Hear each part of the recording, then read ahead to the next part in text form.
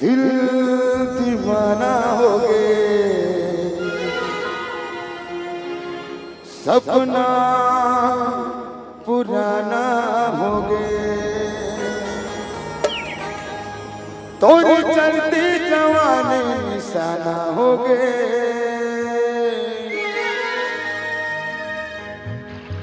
कब हो रे तोर संग मिलन,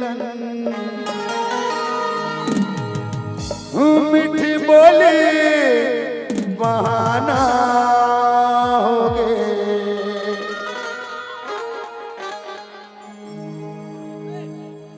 कब हो रे तोर संग मिलन, मीठी बोली बहाना हो गए। कब हो